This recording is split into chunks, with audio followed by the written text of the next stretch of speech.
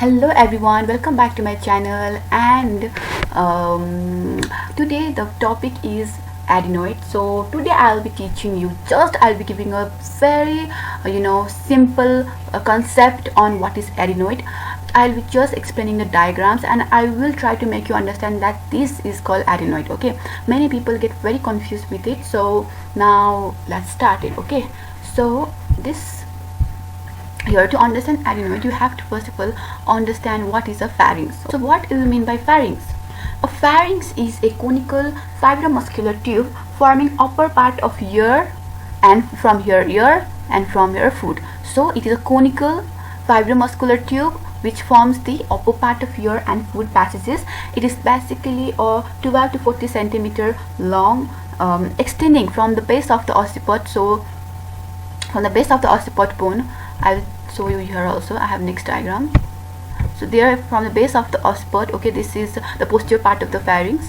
So from the base of the occiput to the lower border of cricket cartilage, where it becomes continuous with the esophagus. So I think here is not shown the lower border of cricket cartilage, but yeah, it comes after the lower border of this cricket cartilage, and then it gets fused with, or it becomes continuous with the esophagus. So this is a pharynx. And now pharynx can be divided into three parts, which is nasopharynx, okay, oropharynx, and the hypopharynx.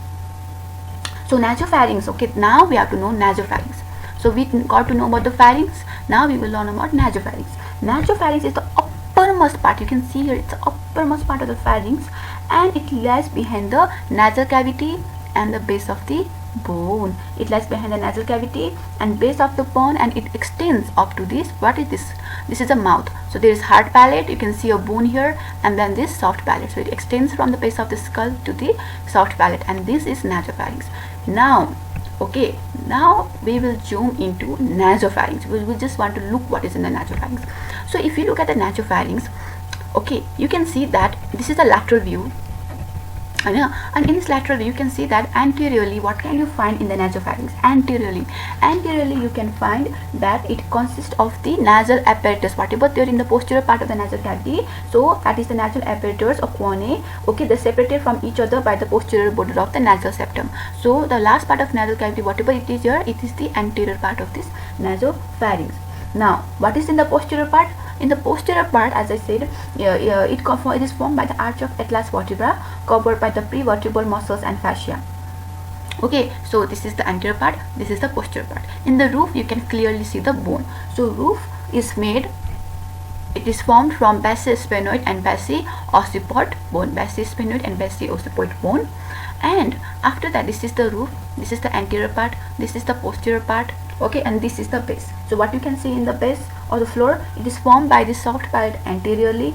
But can you see the soft palate posteriorly? No, there is no soft palate as posteriorly. It is an empty space. Though this is this is called nasopharyngeal isthmus, and that way the nasopharynx communicates with the oropharynx. From here, the nasopharynx communicates with the oropharynx. So what can you see is in the front side there is the nasal cavity, last part like cones and nasal apparatus.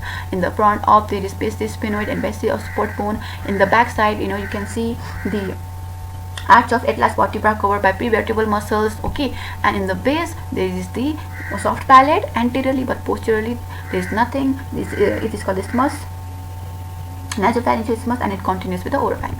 Now, what is an adenoid? So what is it? I will show you. So if you look, as you can see, is this red structure. So these are the choanae, okay, or choana, whatever you say, okay, of the nasal cavity. And then what you can see is this bone, which is the roof, okay, and then you can see a hole by the side. This is the anterior part, okay, and this is the lateral part, okay. So lateral part, you can see this is like a small opening. This is the opening of the stretching tube. Laterally we have ears, so there is the opening of the stretching tube. The junction, there you can see a pinkish mass, okay. This is a pinkish mass called the pharyngeal tonsil. So just at the end of the roof and the beginning of the posterior wall, the junction of the roof and the posterior wall, you can see a kind of pinkish mass which is known as pharyngeal tonsil. So now if you zoom at this picture, it will be something like this. So this is the roof and this is the posterior wall, and at the junction, okay, at the junction of that, okay, this, what is this? Can you guess? This is a stretching tube, okay, this is the opening. gestation tube. So what you can see here is this is the bone and this is the posterior part, and the junction there is the soft epithelial collection of these lymphoid follicles, okay, causing the overlying mucosa or to be thrown into the radiating folds. This mucosa has been thrown into this radiating folds, and these are called the adenoids. So adenoids are the collection of lymphoid follicles thrown into these folds, okay. These are the adenoids, and it lies in the junction of roof and the posterior wall, and it increases in size up to the age of 6 years and then gradually disappears. And the things that you have to know is that wow, how you differentiate it from the palatine tonsil, how it is different from the palatine tonsil. And the first thing you have to understand is that it disappears by the age of 6 years. So it lasts up to 6 years, then it atrophies at the puberty, whereas the pharyngeal tonsil disappears by the age of 20 years.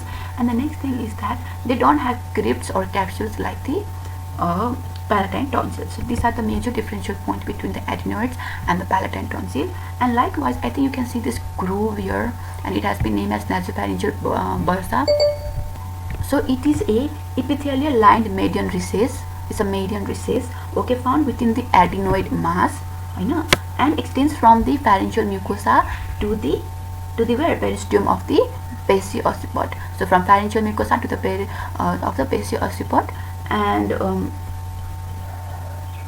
so what is this important? So sometimes, you know, the abscess can form in this bursa known as the Thornswall disease, okay. When it is infected, it may cause the persistent postnatal discharge or crusting, and as well as sometimes an abscess can form in this bursa known as Thornswall's disease. So that's all. This is a video just make you understand or give a very you know, very sweet concept on adenoid. I hope that you have understood what is an adenoid now, where it is located. So that's it. Thank you so much.